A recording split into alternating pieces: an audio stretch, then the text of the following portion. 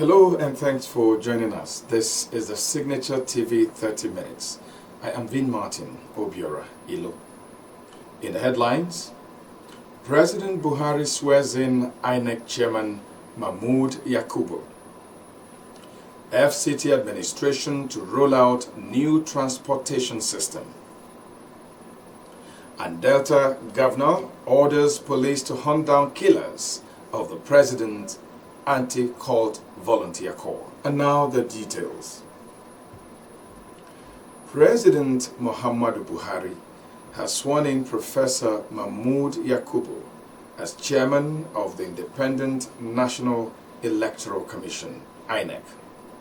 Professor Yakubu, who is the first chairman to be reappointed to head the commission, said the commission's conduct of recent elections have shown that elections are getting better.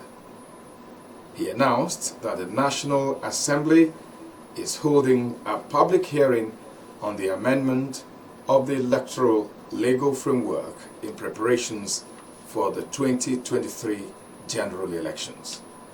Yakubu maintained that the legal framework will help formulate regulations and guidelines which will aid training of ad hoc staff for the elections. Governor Ifeanyi Okowa of Delta State on Wednesday condemned the gruesome murder of Austin Emu, the late president of the Anti-Cult Volunteer Corps, describing the attack as an affront to agents of peace and progress in the state. He said the action must be condemned. He charged security agencies to intensify the investigation into the murder and leave no stone unturned to find his killers and bring them to justice. Mr. Emu, who was described as a hard-working colleague by the State Commissioner for Police, Hafiz Inuwa, was hacked down by unknown gunmen in Kwale, Ndokwa West local government area of Delta State last weekend. The governor warned that government would not tolerate a breakdown of law and order in the state under the guise of cultism, called on residents in the state to be vigilant and report all cult and criminal activities to security agencies. The Federal Capital Territory Administration, FCTA, has concluded plans for a sustainable bus rapid transit BRT system to help tackle the challenges of transportation in the territory and its environs. The move was disclosed by FCT Minister Mohammed Musa Bello at a stakeholders validation workshop for the review of the conceptual design and available studies for long-term integrated Abuja bus rapid transit studies. The minister, represented by his Chief of Staff, Bashir May Borno, explained that the measure would take off the pressures on FCT roads, reduce the travel time of commuters, and create pleasurable transportation in the territory. He noted that the provision of a reliable BRT system in the FCT, which takes into account punctuality, travel time, safety, and comfort, is usually based on careful planning and well-structured approach.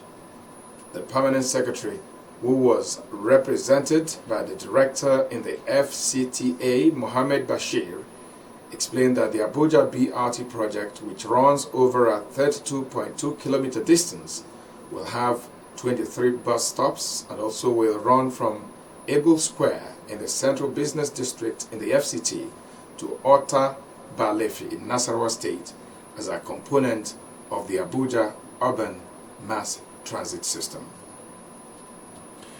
Recently, the Ekiti State Governor Kayode Fayemi urged the federal government to empower states to tackle security situations in their domains. As Nigerians are adding their voice to the demand, correspondent Obomano Marvelous went to the streets of Abuja to get the reactions of ordinary Nigerians. First off, it's going to cut off a whole lot of bureaucracy In fact, in the spirit of true federalism, the states should actually have their own authority to handle security challenges peculiar to them. The federal government, I think, are nonchalant or a bit reluctant to empower the states in that regard because of the fear that then the governors might become too powerful. If every state have their own security, things will move well. Whatever happens, you hold the governor and the deputy accountable. And they will settle their security well because every state have the security vote. And there is money there. Let every state handle their security. Because what is going on in the country now, kidnapping here and particularly in the north, is very, very wrong. It will improve security situation in Nigeria. If states should take care of their security apparatus, governors will be in charge of the police in their various states. They will have something they call state policing. And the governors will have the right to order the police to anywhere they want at every particular time to intercept any security challenges. Yes, I support that motion. This northern side, this Borno state, will go and face their security, and Yoruba will face their own security. And east, you can see that the rate of killing in this country will be reduced. Then the Azikiwe International Airport Special Area Command of the National Drug Law Enforcement Agency, NDLEA, has uncovered 2 new methods drug traffickers have adopted to evade arrest. The new methods were uncovered in 2 separate operations at the airport, leading to the seizure of 14.4 kilograms of cocaine. The first operation involved Da Silva Milson Mario, 23, a Brazilian, who was arrested with a suitcase containing the packets of the chocolate sweet during the inward clearance of Ethiopian airline ET911, which originated from Brazil en route Addis Ababa to Abuja. The second operation involved a Lechi Adendo Kingsley, 39, a Nigerian who was arrested with a bag containing cellophane bags during the inward clearance of Ethiopian airline flight ET911. Speaking on the discovery of new modes of concealment, NDLEA Abuja Airport Commander Kabir Sani Sakuwa said there is no underestimating the imagination of drug merchants. The country director of Action Aid, Ene Obi, who has been speaking on the protection of women, has lamented the increased rate of insecurity in the country, which has displaced women and children. Obi said this while declaring open the Women-Led Protection Against Women Gender-Based Violence, launched by the Action Aid on Tuesday in Abuja. SignatureTV correspondent Obomano Marvelous tells us more. The project states Adamawa, Niger and Edo State will be provided financial and technical assistance to build the capacity of women's rights organizations in the different states.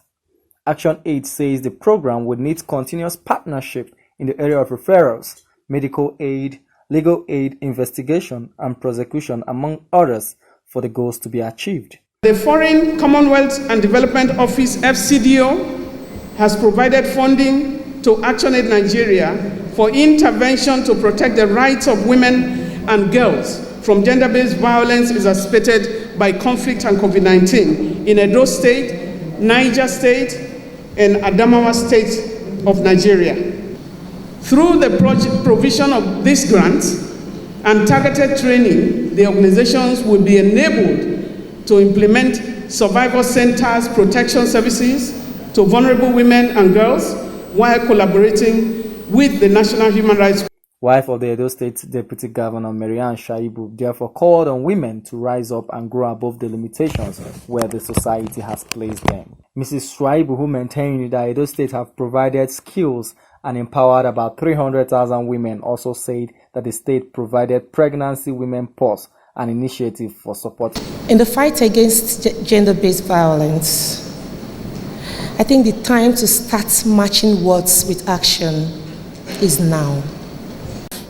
As a state, Edo State created the Pregnant Women Welfare Pause to assist women in that category. gave financial support to over 230 widows, creating women entrepreneurship programs to encourage women engineers. The Lady Mechanic Initiative is based in Edo State. Through the Nigerian Women Project, we have assisted over 54,000 women empowerment of 300 unemployed women with 300,000 naira in partnership with the National Directorate of Employment on Micro Enterprise Enhancement Scheme, and many more to come. The representative of the Minister of Women Affairs, while calling for the project to be extended to other states of the Federation, said the ministry will partner with Action Aid to stop all forms of discrimination against women. I urge us all to learn, adapt with this laudable initiative, and equally implore Action Aid to scale up this intervention to other states. On our part, we will continue to provide that required leadership and support to ending these menace and promoting gender equality and women's empowerment in this country. To the Emir of Zazzau, Her Royal Highness Hamatu Hassan, who noted that women maintain peace in the community, explained that recent terrorist attacks in the country has further displaced women and families. She added that traditional rulers are in the forefront of gender violence and protection of women's rights. The traditional setup, the traditional council has been overburdened by many of these issues. Families feel closer to us than to government agencies, we that are in the traditional setting. And many of their issues that relate to gender-based violence first get referred to us. The head of development Canadian Embassy in Nigeria, Kevin Tuka, who said gender-based violence cases recorded is a sobering reality of the challenges women go through, disclosed that the embassy is partnering with Action Aid to organize women in the local community to support their rights and also to empower them economically. Nigeria is a big place, and there are so many women's rights organizations for whom that little bit of extra support means all the difference. And that's why we're really so pleased to hear about this project being supported by the UK and its focus on supporting women's organizations. We believe that there's so much that we can learn from these organizations as well as each other when it comes to advancing gender equality and women's economic empowerment, or the empowerment of women and girls more broadly. The British High Commissioner to Nigeria, Catriona Leang, said that women's inclusion in politics and security positions will further raise the status of women.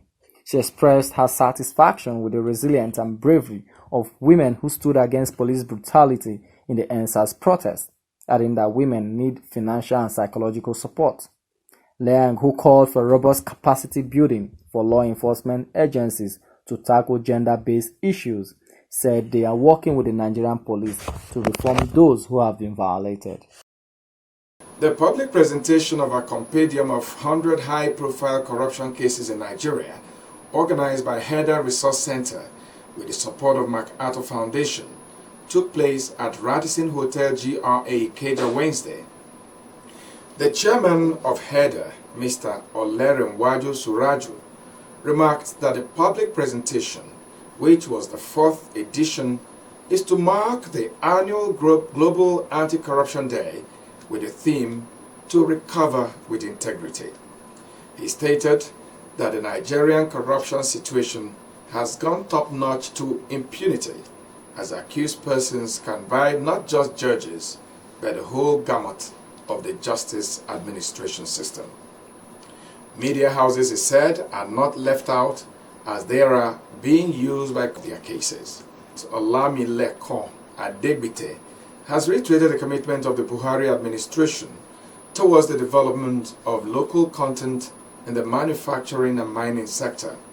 Adegbite stated this after being briefed on the Memorandum of Understanding that was signed between the National Metallurgical Development Center JOS, an agency under the supervision of the Ministry of Mines and Steel Development, and the Defense Industries Corporation of Nigeria, Kaduna.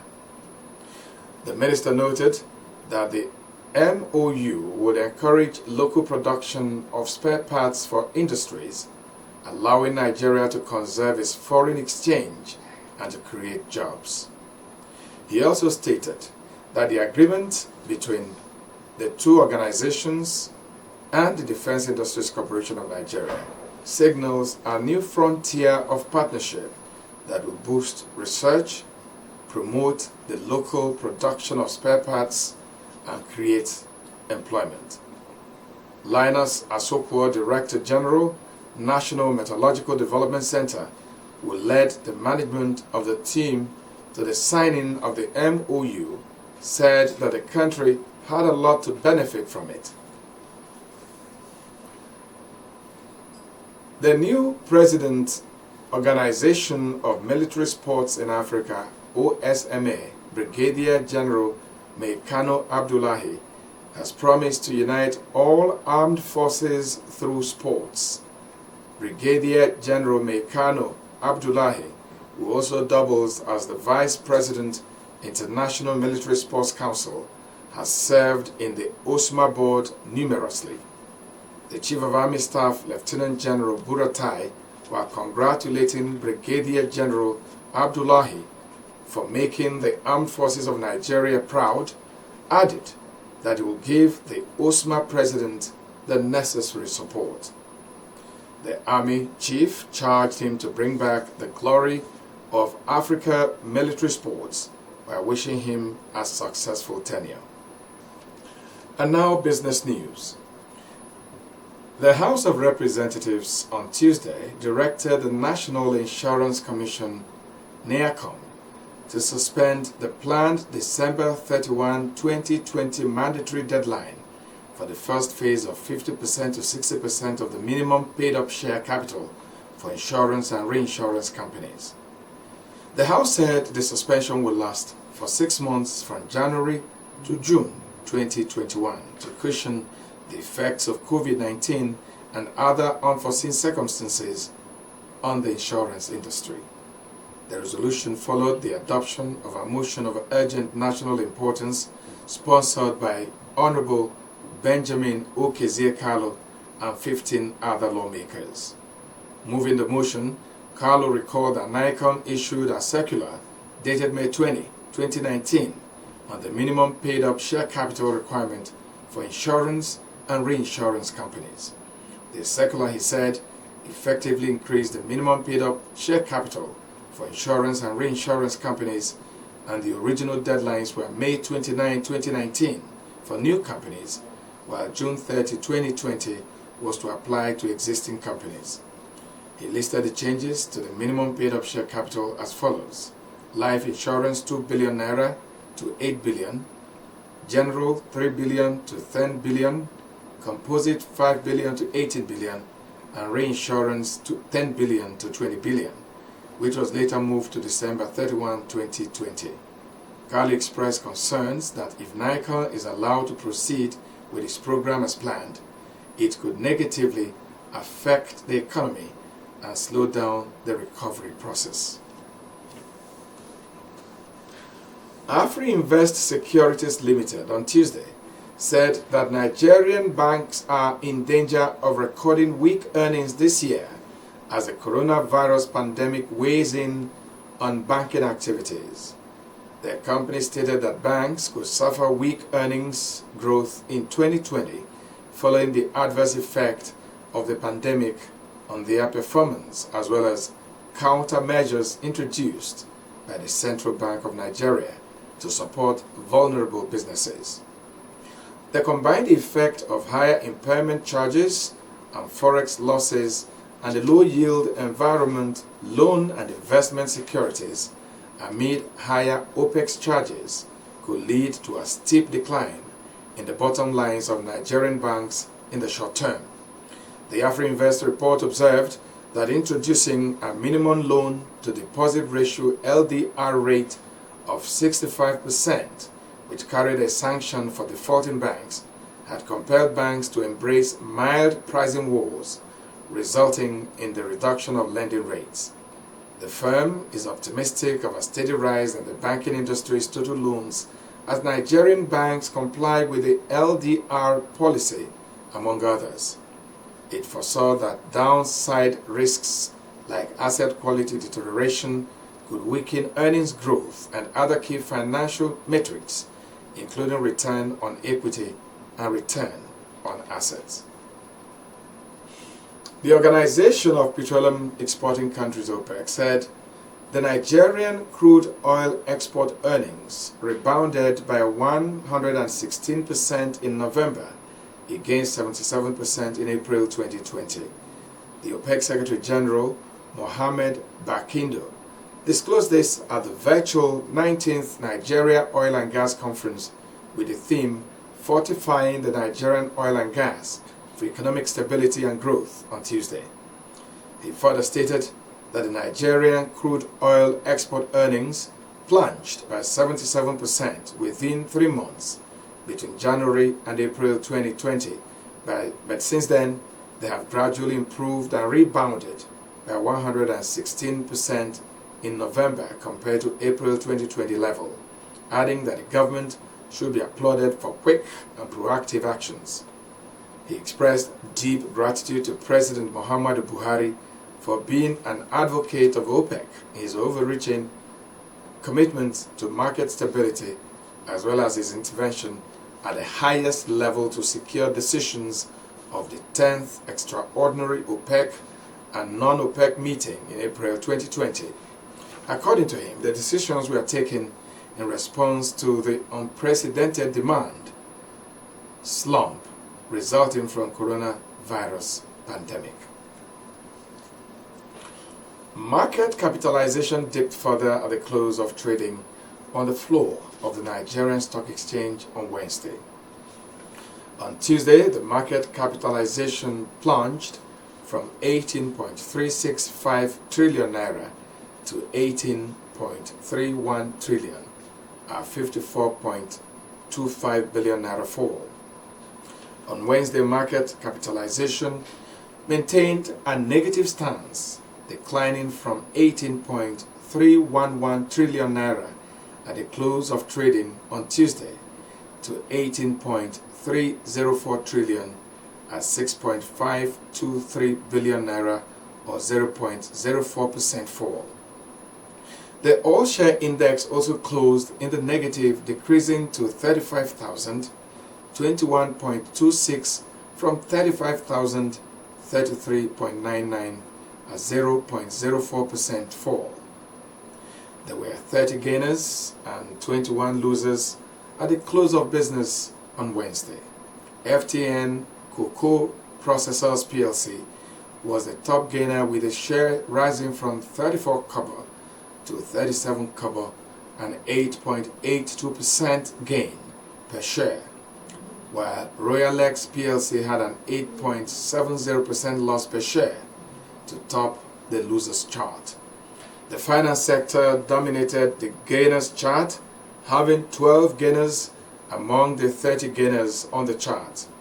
Zenith Bank Equity was the most traded stocks, trading 437 stocks valued at 649,973,846.15 naira. Remember to stay safe, maintain physical and social distancing, and wear your face masks while going about your daily activities. That's the Signature TV 30 Minutes. On behalf of my producer, Obomano Marvelous, and the team, I am Vin Martin Obiora Ilo, thanking you for watching.